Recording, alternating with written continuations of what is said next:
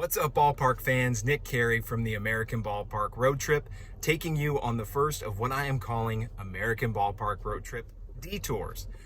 Now, we're not headed to a ballpark today or a community to show off, but we are doing something baseball related, and it is the annual Baseball in Literature and Culture Conference. So I am heading to Ottawa, Kansas, and Ottawa University, which host the Baseball in Literature and Culture Conference annually. Now, this is a conference open to the public where academics and independent scholars present their baseball research and findings and how baseball influences American literature and culture. Each year, the keynote speaker is usually a former big leaguer. This year's featured speaker is Andre Dawson.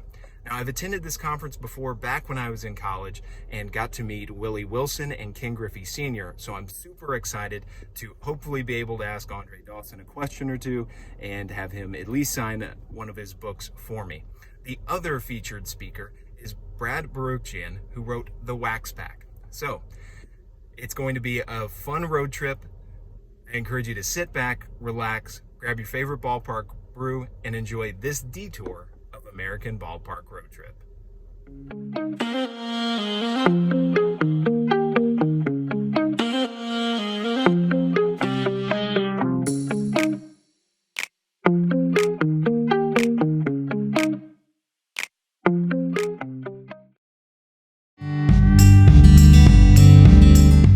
2023 marked the 26th year of the conference and its 5th since moving to Ottawa University in 2016. The event continues to draw a variety of researchers, storytellers, and academics like Brad Balukjian, whose book, The Wax Pack, details his own road trip adventure to meet the former major leaguers whose cards were in the 1986 Topps baseball card pack. And I'm as a baseball purist, I love to just go to games by myself with my scorebook and just sit there and just take it in. The question when you write a book like this is, one of the biggest questions is how do you open it and how do you end it, right? And I had this idea, what if I could open the book in 1985 when the cards themselves were getting manufactured, because remember the 86 season, the cards would have been made in late 85 and they get shipped by like Christmas, right? So I said I'd like to, and one of my techniques in writing is to think very cinematically. So if you read my books, like each chapter will have like 6 or 7 scenes basically, and I almost like plan out a chapter thinking about scenes in a movie.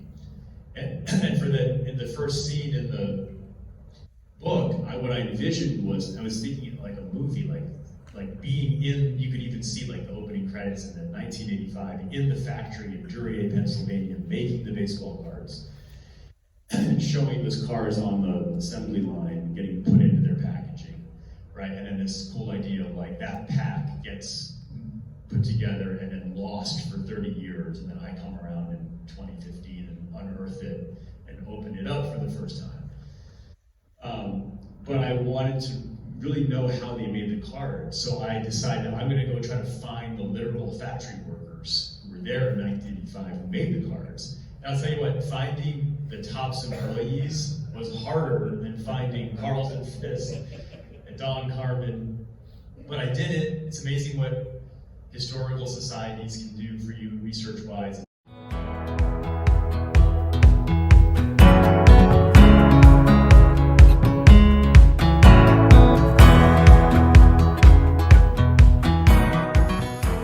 The conference is divided by baseball topic into concurrent morning and afternoon sessions, with multiple researchers presenting from 15 to 20 minutes per time per session.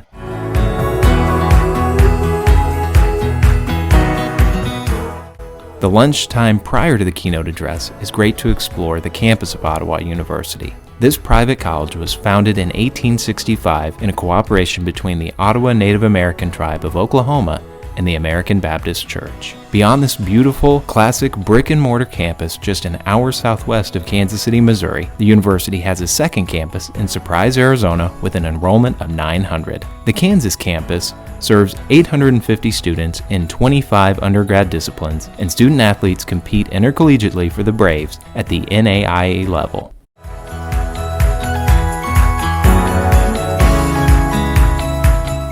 And a special shout out to campus president Regis Winaeka for the welcome gift of a U Ottawa baseball cap to long distance travelers like me. Daytime baseball, WGN. And I think that's where I had the most fun. When I talk about the relationships, there were a lot of them that you kind of hang on to over the years. Yeah, by far the most fun that I ever had. And I had some teammates that they were out of this world. He could pitch his tail off.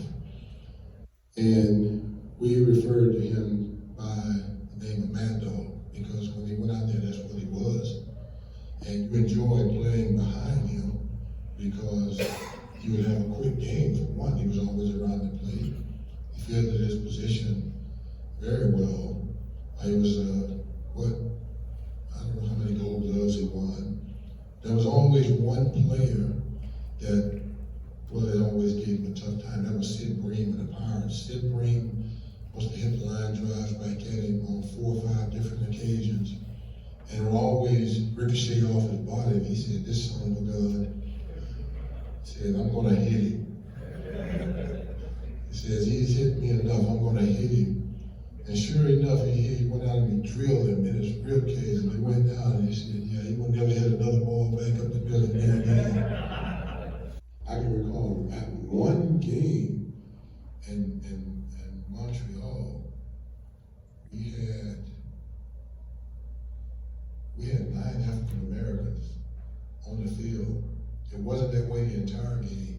I think over the years, baseball, it got lost in the urban communities. It's a game you can't start late. You know, you gotta start young. Because today there's so much. You know, there's so many different initiatives. There's travel ball. There's kids that are playing the game year round. You gotta start very early on. And a lot of kids today, because of how expensive the sport has gotten, feel that it's unaffordable. You just gotta grasp it at an early age and let it become a part of you. But as I said, with all of the different initiatives now, we're trying to really get the game back into the urban communities, get the kids' interest in playing actually playing at the next level. But in all honesty, it has to start.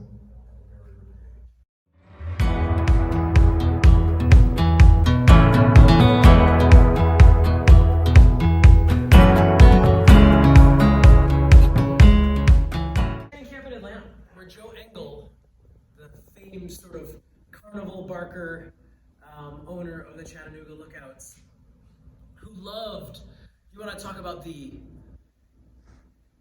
Disneyfication of minor league baseball, the Savannah Bananas-ization of minor league baseball, the place where Johnny Damon can still get an at-bat 19 years after he beat the St. Louis Cardinals in the 2004 World Series. So Joe Engel was the forerunner of this. He knew that we needed to get butts in seats in order for his product to perpetuate.